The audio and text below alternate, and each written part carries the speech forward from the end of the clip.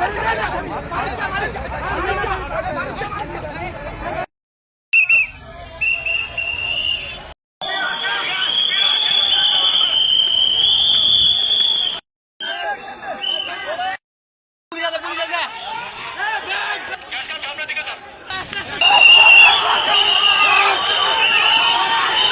ঘটনার স্থিতিতে ছিলাম, যে শিশু ধর্ষণের কথা বলা হচ্ছিল, ওই ব্যাপারটা আমরা পরে কথা বলি।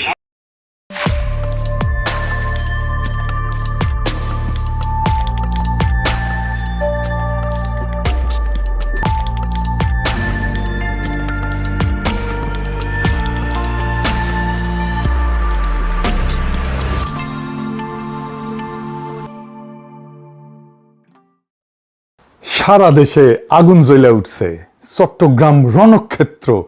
কারণ একের পর এক শিশু ধর্ষণের খবর আসতেছে। গত 7 দিনে 5 জন শিশু, মিরপুরে 7 বছরের একজন, সিলেটে 4 বছরের, ঠাকুরগাঁয়ে 4 বছরের, মুন্সিগঞ্জে 10 বছরের, চট্টগ্রামে 4 বছরের, সবাইকে ধর্ষণ করা হয়েছে। নির্মমভাবে রামিসাকে হত্যা করা হয়েছে। 2019 থেকে 2021 এই 3 বছর আইন এবং সালিশ কেন্দ্রের হিসাবেই প্রায় 2778 জন শিশু ধর্ষণের শিকার, যা গত 10 বছরের মোট সংখ্যার প্রায় অর্ধেক।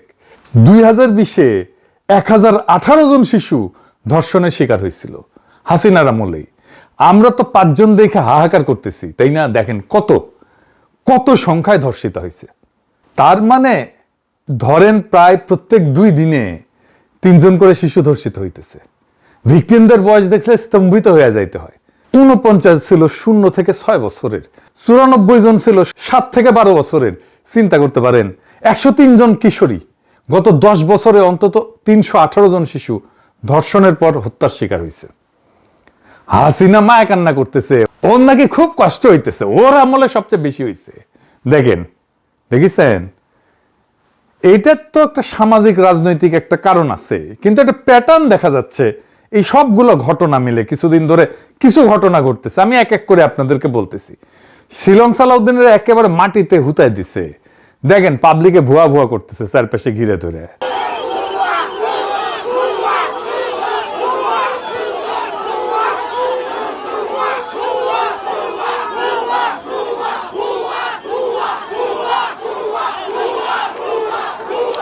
দেখেছেন, একজন স্বরাষ্ট্রমন্ত্রী যে 3 মাস আগে দায়িত্ব নিছে, যে কিনা ডিফ্যাক্টো প্রাইম মিনিস্টার, যে কিনা একজন বিশিষ্ট ইন্ডিয়ান মাল, তারই অবস্থা জ্ঞান। শুধু তাই না, গত পরশু মিরপুর বস্তি উচ্ছেদ করতে গিয়ে পুলিশ যে দাবরানি খাইছে তা অবিশ্বাস্য। ঊর্ধ্বশ্বাসে দৌড়াইতেছে পুলিশ আর পাবলিকে পিটাইতেছে।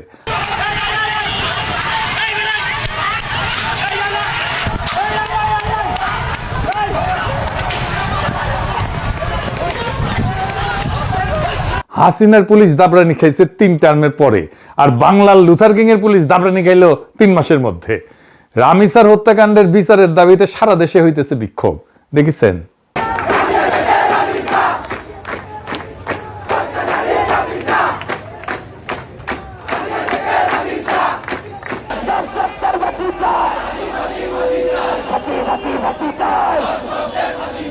তারা স্লোগান দিয়ে কিন্তু তারা এখানে অবস্থান করছে।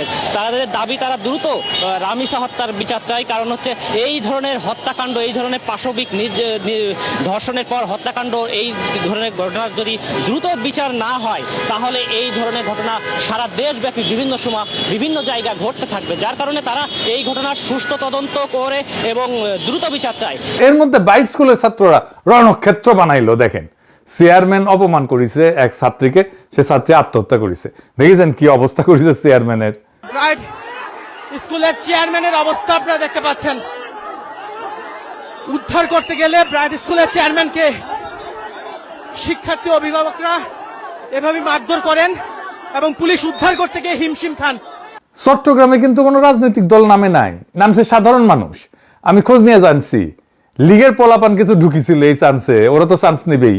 কইছিলাম বিএনপি রে যা আসেন ডলা দিয়া ওগরে ওগরে আপার কাছে পেটে দিই না, তখন ওদের ভোট লাগবি, ভোট এখন খাও মারা। এই শিলং সালাউদ্দিনের সব হ্যাডম ফুস করে নিবে গেল। দেখেছেন, এরপর উই আর মন্ত্রণালয় চালাবার পারবি। সে স্টেডিয়ামে যায়, ভুয়া ভুয়া স্লোগান উঠে। সে ভিকটিমের বাসা যায়, ভুয়া ভুয়া স্লোগান ওঠে। তার পুলিশ খায় দাবরানি, উই শেষ। রাস্তায় আজ থেকে সিলং সালাউদ্দিনের পদত্যাগের দাবি শোনা যাবে। আমি কয়ে দিলাম, দেখেন আজকে থেকে শুনবার পারবেন। মানুষ উৎসাহ সহকারে সাপোর্ট দিবি। আর এটা সিলং সালাউদ্দিন অ্যাচিভ করিছে জুলাইয়ের সাথে গাদ্দারি কইরা। মানুষ হেভি বিলা হয়ে আছে ওর উপরে। ওকে পাইরা ফেলতে পারলে মানুষ মহামজা পাবি। এক সপ্তাহ অন্তত 5টা আলাদা ফ্রন্টে সরকারের কর্তৃত্ব চ্যালেঞ্জ হয়েছে, আর এইটা ক্ষমতা নেওয়ার 3 মাসের মধ্যে। এখন দেখেন সরকার একা। ইউনূস সরকার কিন্তু এমন বেড়াঝাড়া করে ফেলে নাই। আমি কইতেছিলাম এই সরকার জনগণের সমর্থন হারাইতেছে দ্রুত, তার ভিজুয়াল সিগন্যাল পাইতেছেন এখন সবাই। দেখেছেন বাংলার লুথার কিং দেশে ফিরে কইছিল নাগরিকের জন্য নিরাপদ জীবন নিশ্চিত করবে। এটা ছিল তার সেন্ট্রাল স্লোগান। এটা নিদারুণ ভাবে ব্যর্থ হয়েছে। যাই হোক, আমাদের শিশুদের জীবন কেমনে নিরাপদ রাখবো সেটা নিয়ে আলাপ করি। আমরা যদি ডেটা দেখি তাহলে দেখবো মাত্র 3.5% ধর্ষণ মামলা আদালত পর্যন্ত যায়, এবং এর মধ্যে মাত্র 0.37% মামলায় শাস্তি হয়। 0.37, 1%ও না, 0.5%ও না। মানে প্রত্যেক 10,000 ধর্ষণে মাত্র 37 জন শাস্তি পায়। 10,000-এ 37 জন, বাকি 9,963 জন মুক্ত। অপরাধ করলে ধরা পড়বে না, আর ধরা পড়লে শাস্তি হবে না। এই জন্য রামিসার বাবা বলছে আমি বিচার চাই না। বিচার করেন নাই আপনারা। আমি কিছুই চাই না, বিচার আপনারা করতে পারবেন না। আপনাদের এই ধরনের কোনো রেকর্ড নাই, আপনারা পারবেন না। আমার মেয়েও ফিরে আসবে না। আপনারা বিচার করতে পারবেন? পারবেন না। আপনারা কোনো এক্সাম্পল দাঁড়া করাতে পারবেন? পারবেন না। আমার থেকে স্টেম নেবেন, স্টেমে লিখে তো নেবেন? পারবেন না। আপনারা পারবেন না, আপনারা পারবেন না। এটা বড় যুবক 15 দিন, এরপর আরেকটা বড় কোনো ঘটনা পড়বে, এটা ধাওয়া চলে যাবে, শেষ শেষ। এটা শুনেছেন 2024-এর জুলাই আগস্টের পর সরকার বদলাইছে 2বার, 1বার না। কিন্তু আদালত, পুলিশ, উকিল এই কাঠামো এটা বদলায় নাই। 15 বছরের অবিচারের যে মেমোরি, যে স্মৃতি জনতার মনে আছে, অপরাধীর মনেও আছে। সেই জন্য রামিসার বাবা বলে আমি বিচার চাই না, আর যে অপরাধী সে অপরাধের পর অপরাধ করেই যায়। আমাদের বিচারের হার 100% করতে হবে। বিচারের এডিটেড ফুটেজ প্রচার করতে হবে, রায় হবে প্রকাশ্যে। বাংলাদেশে বাঙ্গুদের মধ্যে একটা ধারণা আছে দ্রুত বিচার মানে অবিচার। শুনেন সিলং সালাউদ্দিন কি বলে। আমরা এখন মধ্যযুগে নাই, আমরা আধুনিক যুগে। আইন সংস্কারটা একটা চলমান প্রক্রিয়া। সমাজের চাহিদা অনুসারে, সময়ের চাহিদা অনুসারে সকল আইনকে আপ টু ডেট করতে হয়। আবার কিছু কিছু ক্ষেত্রে এটাও চিন্তা করতে হয় যে খুব সংক্ষিপ্ত বিচারের মাধ্যমে আবার অবিচার করা হচ্ছে কিনা।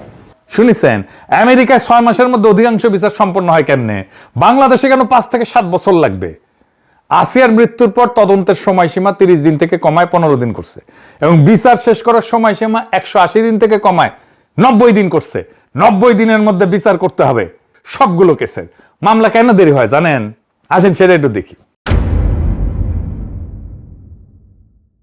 ফরেনসিক ক্যাপাসিটি সবচেয়ে জরুরি, এবং এটা নিয়ে কেউ কথা বলে না। বাংলাদেশের ন্যাশনাল লেভেলে একটাই ডিএনএ ল্যাব আছে, ঢাকা মেডিকেলের NFDPL। 2006 থেকে মার্চের 2025 পর্যন্ত প্রায় 35,000 স্যাম্পল আসছে 10,885টা মামলা থেকে। 35,000 স্যাম্পল 10,885টা মামলা থেকে। তার মানে একটা মামলা থেকে 3টার মতো স্যাম্পল আসছে, যার মধ্যে 65% হইতেছে ধর্ষণের মামলা। সিআইডির একটা আছে আলাদা। এই দুইটা দিয়া পুরা দেশের কাজ চলে। ফলাফল কি? 2024-এর শেষ পর্যন্ত 789টা মামলার তদন্ত আটকায় আছে শুধুমাত্র ডিএনএ রিপোর্টের জন্য। তাইলে চিন্তা করেন, শুধু ডিএনএ রিপোর্টের জন্য মামলা আটকে আছে। বছরের পর বছর ভিকটিমই মারা যায়, সাক্ষী পাল্টায়, আসামি জামিনে বাইরে হয়ে যায়। আর দেখেন এপ্রিল 2025-এ নতুন অর্ডিন্যান্স করছে, ধর্ষণ মামলায় ডিএনএ টেস্ট বাধ্যতামূলক রাখা হয় নাই, যেটা 2020 সালে সংশোধনীতে বাধ্যতামূলক রাখা হয়েছিল। তার মানে বিচারের ভিত্তিটাই উঠাই দিল ইউনূস সরকার। কেন? কারণ ল্যাব নাই, রিপোর্ট নাই। তাহলে আইনি বাধ্যবাধকতা থাকলে তো মামলা চলে না। সমাধান কি হওয়া উচিত ছিল? সমাধান ছিল ল্যাব বানাও। সমাধান কি হলো? আইনি তুলে দাও। মহা মজার মজা। এই হইতেছে আসিফ নজরুলের কাজ। আমাদের প্রত্যেকটা বিভাগে একটা করে মোট 8 থেকে 10টা পুরোপুরি সজ্জিত ফরেনসিক ল্যাব দরকার। 15 দিনের মধ্যে ডিএনএ রিপোর্ট আসতে হবে। আর কি করতে হবে? জাতীয় সেক্স অফেন্ডার রেজিস্ট্রি করতে হবে। যাদের শাস্তি পায়, যে সমস্ত অপরাধী, ওরা পাবলিক ডেটাবেজে ওদের নাম, ছবি, ঠিকানা, অপরাধের ধরন এগুলো সব থাকবে। স্কুলে চাকরি দিতে গেলে, মাদ্রাসায় হুজুর রাখতে গেলে, গৃহশিক্ষক রাখতে গেলে, বাসা ভাড়া দিতে গেলে, এতিমখানায় কেয়ারটেকার রাখতে গেলে, দারোয়ান রাখতে গেলে চেক করা যাবে। ইন্ডিয়ায় আছে এনএসডিও বলে, আমেরিকায় আছে, আমাদের কেন থাকবে না? আর একটা জিনিস, শিশুদের উপরে যারা যৌন নির্যাতন করে তারা ভিকটিমের পরিচিত, বাসায় অ্যাক্সেস আছে, বা শিশু চেনে এমন কেউ, এটা সামলানোর জন্য কি করা লাগবে? অপরাধীর পরিবারকে পাবলিক করে দিতে হবে। অপরাধ নিশ্চিত হবে, পরিবারকে পাবলিক করে দিতে হবে, ভিকটিমকে না। দেখেন এখন কি হয়, গ্রামে 4 বছরের মেয়ে ধর্ষিতা হয়েছে, মেয়ের পরিবার গ্রাম ছেড়ে পলায়, মেয়ে স্কুল বদলায়, নাম বদলায়, ছোট বোনের বিয়ে আটকায়, বাবা মসজিদে যাইতে পারে না, ধর্ষক সে গ্রামে থাকে। তার পোলা একটা স্কুলে পড়ে, তার মেয়ের বিয়া হয়, পোলার বিয়া হয়, জীবন চলে। এটা কোনো অ্যাক্সিডেন্ট না, দুর্ঘটনা না, এটা একটা সিস্টেম। ইজ্জতের দাম দেয় ভিকটিম, ধর্ষক না। তাই ধর্ষকের পরিবার তাকে আগলায়, ঘুষ দেয়, মীমাংসা করায়, সাক্ষীকে চাপ দেয়, কারণ পরিবারের এখানে কোনো ক্ষতি নাই। এই পরিবারের ক্ষতি বসান, পরিবারের ক্ষতি বসান। অপরাধ নিশ্চিত হইলে, শাস্তি হইলে ধর্ষকের নাম, ছবি, ঠিকানা পাড়ার মোড়ে বোর্ডে বোর্ডে টাঙাই দিতে হবে। 10 বছর ধরে থাকবে ওখানে, বাবার নাম, ভাইয়ের নাম, পোলার নাম সব, মায়ের নাম সব। পোলার স্কুলে নোটিশ যাবে ওর বাপ ধর্ষক, ভাইয়ের অফিসে নোটিশ যাবে যে ওর ভাই ধর্ষক। ওয়েবসাইটে সার্চ দিলে প্রথমেই আসবে এইটা, ধর্ষকের পুরা পরিবার মানুষ জানবে এইটা ধর্ষক পরিবার। গ্রামে যেমন ডাকাত পরিবার থাকে না, এরকম ধর্ষক পরিবার থাকবে পাড়ায়, আমরা জানবো যে এই হচ্ছে ধর্ষক পরিবার। এতে কি হবে? 3টা কাজ হবে। 1, পরিবার নিজেই পাহারা দিবে তখন এরকম কারো খেসলত থাকলে। 2, লজ্জা এটা উল্টায় যাবে, এখন লজ্জা যায় নিচের দিকে মেয়ের শরীরে, মেয়ের পরিবারে, এখন যাবে উপরের দিকে ধর্ষকের পরিবারে। 3 নাম্বার, ভিকটিম মাথা তুলে হাঁটবে, ধর্ষকের বাবা মসজিদে যাইতে পারবে না। বাংলাদেশে শিশু ধর্ষণের সমস্যা আইনের না, সমাজের। আইন আছে, কড়া আইন আছে, কাজ করে না কেন? কারণ সমাজ ধর্ষককে আগলায় রাখে, পরিবার ধর্ষককে আগলায় রাখে। সমাজ আগলায় কেন? কারণ আগলানোয় সমাজের কোনো নিজের খরচা নাই তো, সমস্যা নাই তো, খরচা বসান ওইখানে। ধর্ষকের পরিবারকে ধরেন, বংশকে ধরেন, পাড়াকে ধরেন, সবাইকে দায়ী করেন। এটা কোনো নতুন বুদ্ধি না, এটা জুডোর প্র্যাকটিস। প্রতিপক্ষের জোরই প্রতিপক্ষের বিরুদ্ধে ফেরায় দেওয়া। এই সমাজের জোর কোথায়? সম্মান একলার না তো, গোটা বংশের। লজ্জা একলার না, গোটা পরিবারের। তাহলে অপরাধের দায় কালেকটিভ হোক। যেই সমাজে সব ভাগাভাগি, সেই সমাজের দায়ও ভাগাভাগি করতে হবে। এটা ছাড়া অপরাধ কোনোদিন থামবে না। আমাদের শিশুদের রক্ষা করার জন্য এর চাইতে উত্তম কোনো পথ নাই, এই পথ গ্রহণ করতে হবে। আর এই অপদার্থ স্বরাষ্ট্রমন্ত্রী ইন্ডিয়ান মাল শিলং সালাউদ্দিনকে বরখাস্ত করতে হবে। ইনকিলাব জিন্দাবাদ।